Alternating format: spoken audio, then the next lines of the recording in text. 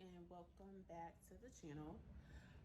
As I have mentioned before, I am in the process of purchasing my home for the first time, and I wanted to just come on and give 10 things that I've learned through this process that I'm going through. I am, I think, 3 weeks away from closing, but I put an offer in on the home a week and a day ago, so 8 days ago. And the process has been moving so swiftly. Like, it's so much information thrown at you so fast. So this video is for the first time home buyer who really don't have like any information, like the nitty gritty.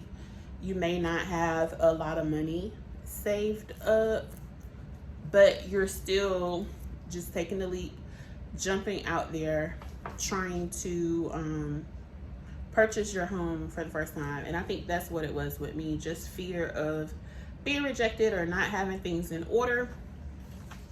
But I say start somewhere and just do it, because the longer you put it off, I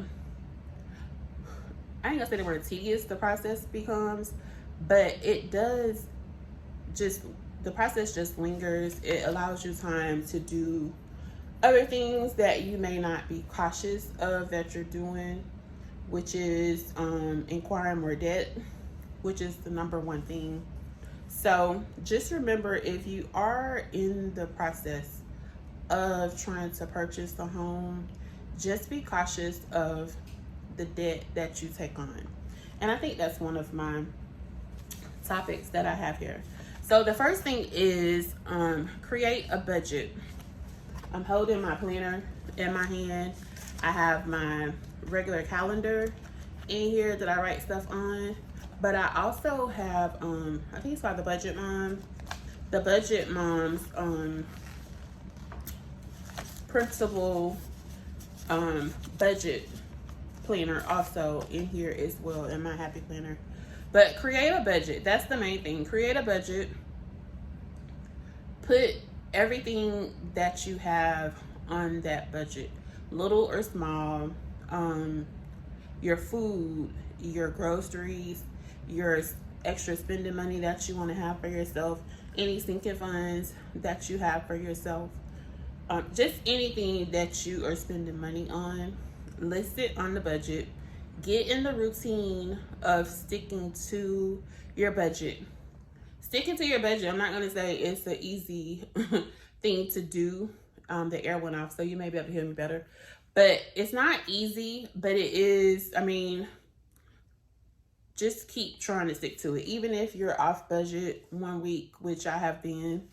If you're off budget, you slip, you spend more than you think you have in a certain category. And if you all want me to do a budget video, I can do that as well. But just create a budget. Start somewhere. List your rent. List your credit cards. List your daycare. List gas. I have Capital One accounts set up for each of my senior funds. So in my and that's these down here. So like groceries, household. I have my grandson on here. I have miscellaneous, which is the money that I just keep in my wallet in case something comes up. Gas, thrifting, I like to go to the thrift store, and eating out. So I just have all of my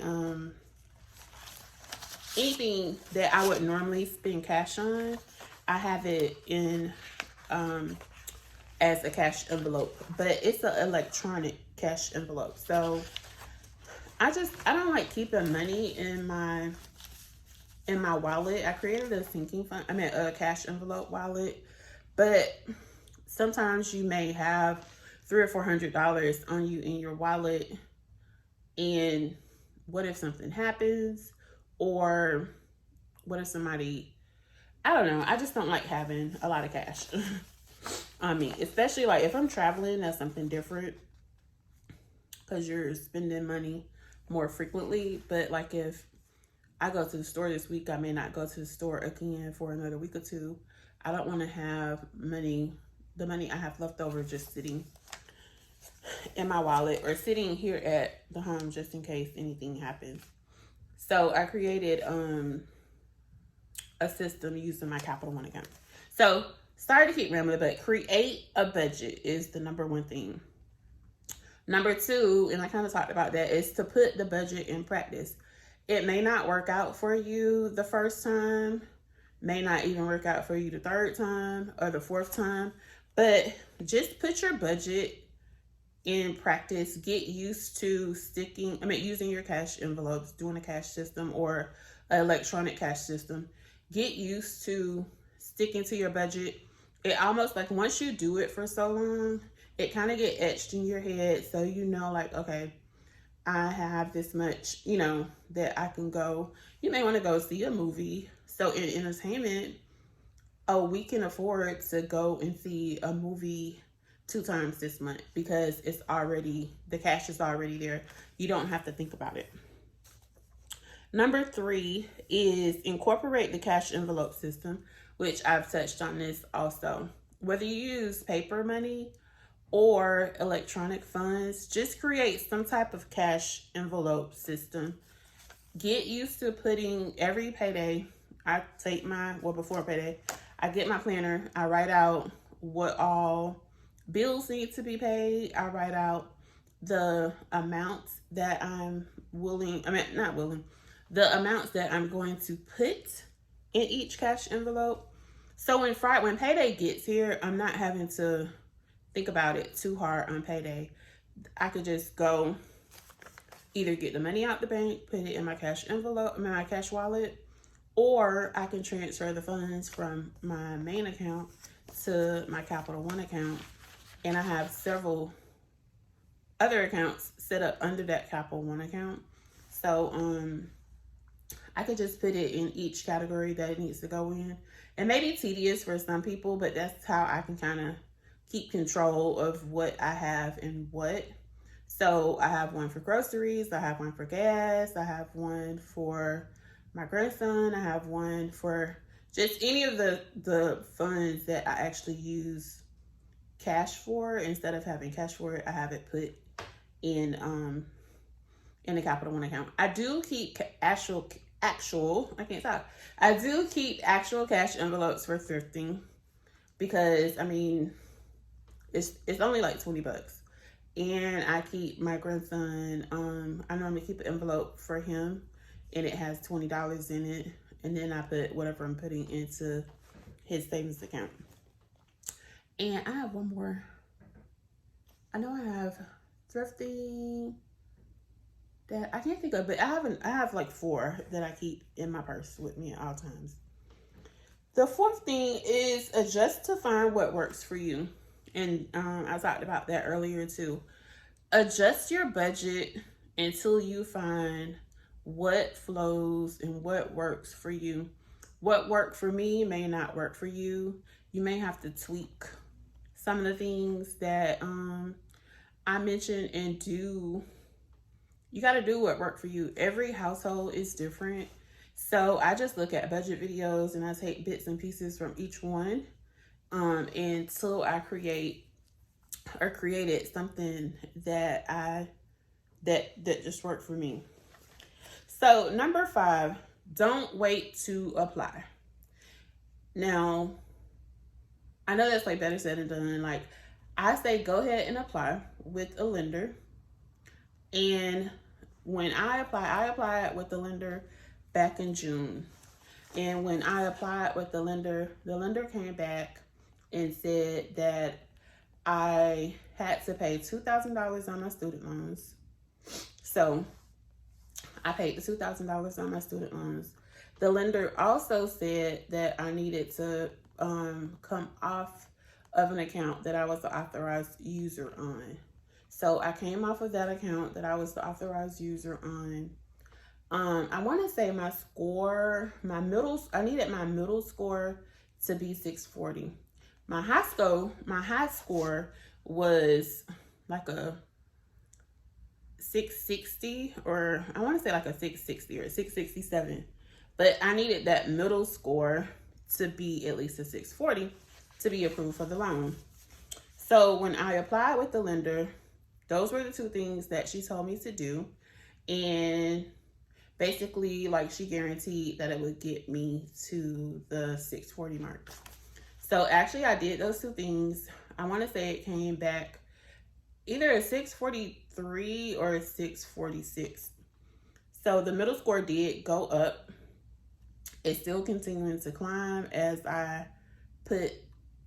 still put good budget habits in place.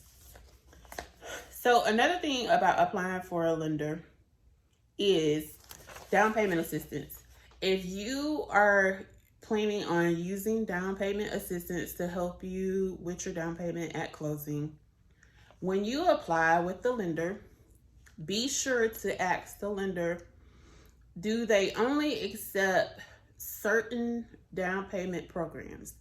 I ran into this issue myself. My lender only accepts Tallahassee Lenders Consortium.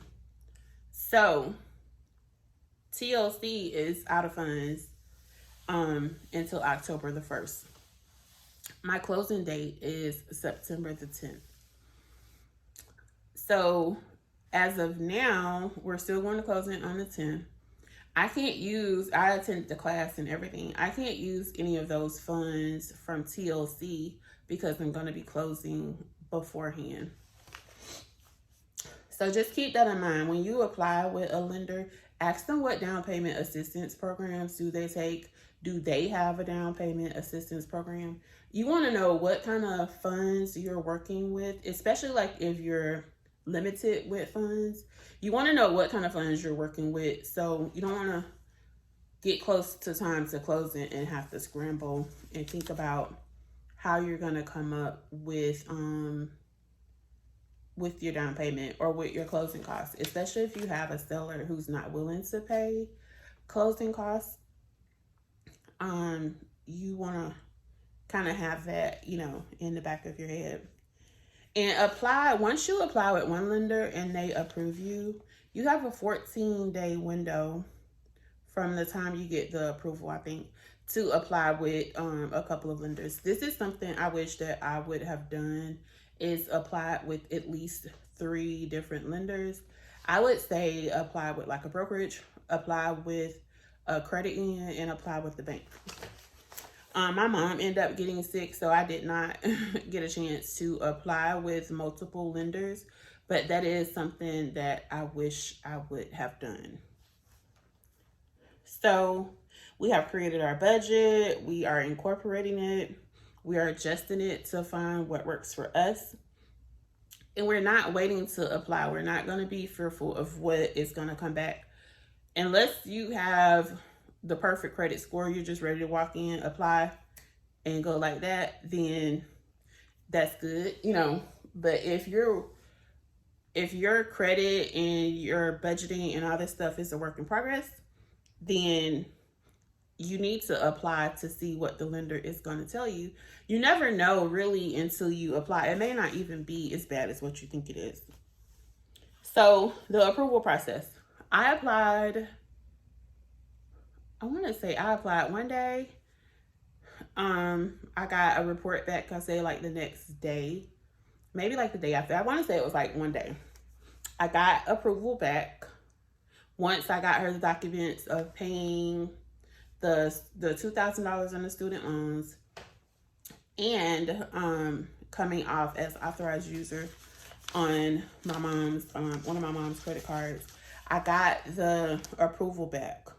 So once you get approved with the lender, they give you what's called a pre-qualification letter. With this letter, you are not allowed, I should say, but this gives you like the pass to go out to look for properties and to be able to actually put offers in on a property that you find.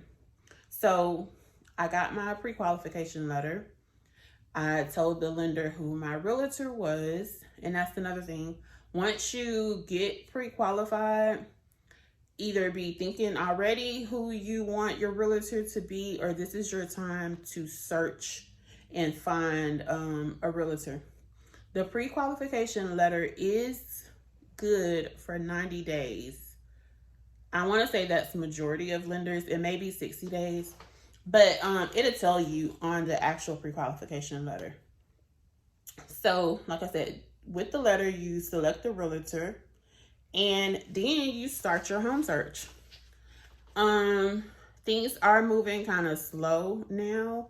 I looked at so many homes, but with the way that things are set up now, the selection is far and few. So I would look at a house and literally before I can get home good, like if it was a house I like, I would call my realtor and be like, oh, what did you think about the house? Because we both, walked through it. I want to give it some time, let it sink in what we saw, and like discuss it. Literally, I would probably say a third of the homes that we looked at before we can get home good, they were already under contract. So I don't know why other realtors won't just go ahead and say, hey, this person put an offer in, so the house may be under contract. You do have some realtors who would tell the other realtor, like, hey, this property is going to be under contract soon. So, I mean, you all can go look at it just in case, but just know that the property is going to be under contract soon. So just prepare yourself for that. Looking at a house during this time frame where this is a seller's market, to know that you can go look at a house today, and that evening or tomorrow, the house is already under contract with another buyer. So with the home search, you look like I had settings set on realtor.com. So every morning when I would wake up, once I wake up and get situated, I would scroll through realtor.com. Throughout the day, scrolling to realtor.com. In the evening, scrolling through realtor.com, because stuff comes online throughout the day. So like you can look that morning and you may not see anything, and that evening, bam, it's a new house posted. So just be consistent with your search. Your realtor will send you some stuff, but you're really going to be driving the properties that you look at. So if I found something, I would then just hit the little forward button, send it to my realtor, tell her I want to take a look at it. Sometimes she'll look it up and say, hey, this property is a foreclosure. This property is being sold as is, and it's a lot of work that needs to be done to the property. She can see a little bit more than what we can see on our end. So it's good to just go ahead and forward it to your realtor and let her set up you going to do a viewing. Another thing, I live in Tallahassee, Florida, which we are 20 minutes, 15 minutes from the Georgia line. So when you're selecting a realtor, if you live that close to the next state line, like if you're willing to live in another state, then what I would do is, once you find a realtor, see if they are licensed in another state besides the state that you live in. That way, if you don't see any properties in the city that you live in or the surrounding cities, you can drive 20, 30 minutes away and look at other properties in another state. So having a realtor that is licensed in multiple states is always a good thing, because it gives you more selection. Okay, so that was number 9, start your home search. Number 10, select the home you like. I don't care, like if you go and your realtor from their face up at the property, because I mean, it's not a fit for them, it's going to be a fit for you. And even though you all kind of form this bond, especially like if you've been looking for a while, you only know what you want in a home. Like with me, I kind of wanted like a out of the city setting. I wanted a nice yard. I wanted a garage. Like, it's just certain stuff that I wanted, but I was willing to compromise with different things. So during the time, like, I found a home that I just thought it was so cute. But my realtor, on the other hand, she was like, she was on the fence about it. But I knew, like, I wanted that house. Like, I want that house. I don't care, what they think. This is the house. This is my house. It had, it sat on 1/2 acre of land. It was outside the city. It had lots of windows in it. I just knew that was my house. Well, fast forward, the realtor takes the house off of the market, and because I was like, I think I want to put a contract in on this house. So my realtor called the listing realtor and said, "Hey, Miss such and such is interested in putting in an offer." Da da da. Well, she came back and said that the owners were having tax issues. And I was like, "Ooh, like tax issues." So from that, the house was taken off the market for, I want to say, a week, if even a week. And less than a week later, the house is back on the market under contract. So I really think the realtor was doing some sticky dicky stuff, the listing realtor, because how are you going to take a house off the market and as soon as you put it back on the market, it's already under contract?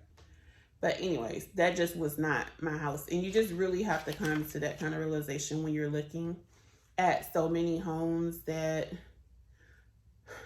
it was another house I was going to put a contract on, and somebody beat me out to that one. So I just know I wasn't willing to go over my budget just for the sake of having a home. I just knew in time I would find the house that I want. And I was willing to, I didn't have to have a 4-bedroom, 2-bath, 2-car garage. I mean, it sounds good, but you have to do what works for you in the end. So, let me know down below, where you're at in your home buying process. Are you at step 1? Are you at step 5? Are you at step 10? And leave a tip. If you are in the home buying process, leave a tip of something important to you. And a bonus tip that I have is, even if you have your down payment saved up, if you're getting the first time home buyers funds, still set you aside, I would say, anywhere from $1,500 to $2,000. I don't know how it works in each state, but like today, for instance, I had a home inspection that can run you anywhere from like $350 to like $550. I think it is. I have to get a survey done. The survey is like $600. It's something else. I had to get a wood rot inspection.